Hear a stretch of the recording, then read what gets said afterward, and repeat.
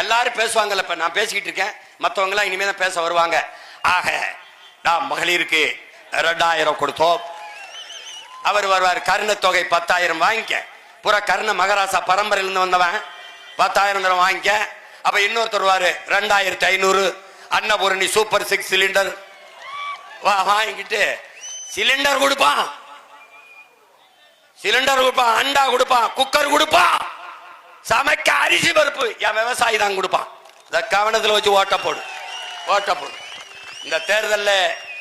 இந்த தேர்தல்ல குடியாத்தம் தொகுதியில போட்டியிடுகிற என்னுடைய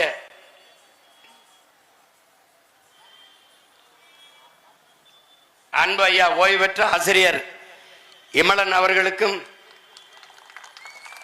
என்னுடைய அன்பு தங்கை கலையேந்திரி அவர்களுக்கும் நீங்க வாக்கு செலுத்த வேண்டும் என்று அன்போடு உங்கள் மகன் வேண்டுகிறேன்.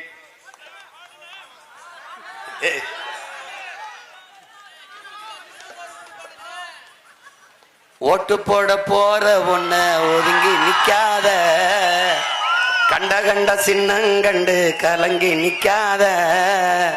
உழைக்கும் மக்கள் சின்னம் அது விவசாயி சின்னம். உழைக்கும் மக்கள் சின்னம் அது விவசாயி சின்னம்.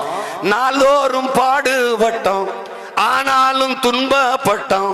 யாரார்க்க ஓட்ட போட்டோம், ஓட்டாண்டி ஆகி புட்டோம். இந்த நிலம் மாற நான் வேற என்ன கூறைய, இந்த நிலம் மாற நான் வேற என்ன கூற.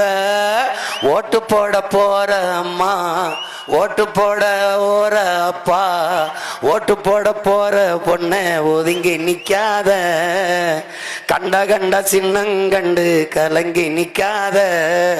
உழைக்கும் மக்கள் சின்னம் அது விவசாயி சின்னம்.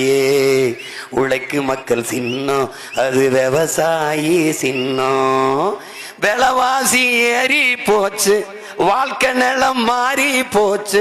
பாவப்பட்ட ஏழச்சனம் பரிதவிக்கு நிக்கலாச்சு, பாவப்பட்ட ஏழச்சனம் பரிதவிச்சு நிக்கலாச்சு.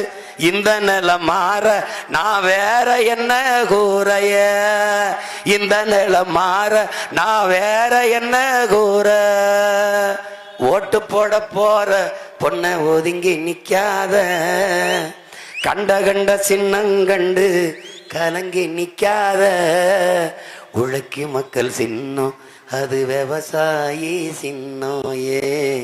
உழைக்கும் மக்கள் சின்னம் அது விவசாயி சின்னம். என் அன்பிற்குரிய சொந்தங்களே, என் அருமை உடன் பிறந்தார்களே, பேரன்பு மிக்க பெற்றோர்களே, என் அன்பு தங்கை கலையேந்திரி அவர்களுக்கும் எங்கள் அன்பிற்குரிய ஐயா இமலன் அவர்களுக்கும் விவசாய சின்னத்திலே வாக்கு செலுத்தி வெற்றி பெற செய்யுங்கள்.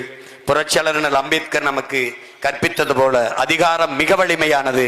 நாம் சொல்லுவோம் அந்த அதிகாரம் எம் மக்களுக்கானது. அதிகாரம் மிக வலிமையானது அண்ணல் அம்பேத்கர். நாம் சொல்லுவோம் அந்த அதிகாரத்தை அடைந்து விட்டால் அனைத்தும் எளிமையானது. அன்பு மக்களே, இந்த அதிகாரம் நம் மக்களுக்கான அதிகாரத்தை நிறுவ மக்கள் எல்லோரும் ஒன்றிணைந்து, அவர்தான் சொல்லுகிறார், கற்பி புரட்சி சேர் ஒன்று செய், புரட்சி செய் ஒன்று சேர் என்று. நாம் அதைத்தான் இந்த 15 ஆண்டுகளாக செய்து வருகிறோம்.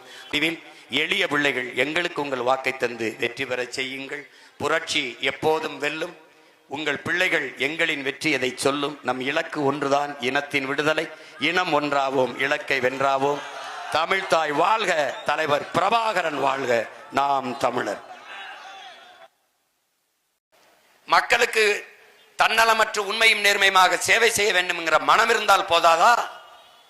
அப்ப பணக்காரன் தான் அரசியல் செய்ய முடியும், அவன் தான் அதிகாரத்துக்கு வர முடியும் என்ற நிலை இருந்தால், அப்ப முதலாளிகளுக்கான அதிகாரம் தானே உருவாகும், அதுதானே கட்டமைக்கப்படும். அப்ப 5 விழுக்காட்டு முதலாளிகளுக்கான அதிகாரம் இருக்கும், 95 விழுக்காடு உழைக்கும் மக்கள், அடித்தட்டு மக்கள், பாட்டாளி வர்க்கத்துக்கான அதிகாரம் எங்கே உருவாகும்? எங்கே உருவாகும்? எளிய மக்களின் குரல் எப்போது அதிகாரத்தை பித்தோடும்? அவனுக்கான உரிமை எப்போது பாதுகாக்கப்படும்? எப்போது கிடைக்கும்? எப்போது கிடைக்கும்? அவனுக்கு சரியான கல்வி எங்கே கிடைக்கும்? கற்ற கல்விக்கு வேலை எங்கிருந்து கிடைக்கும்?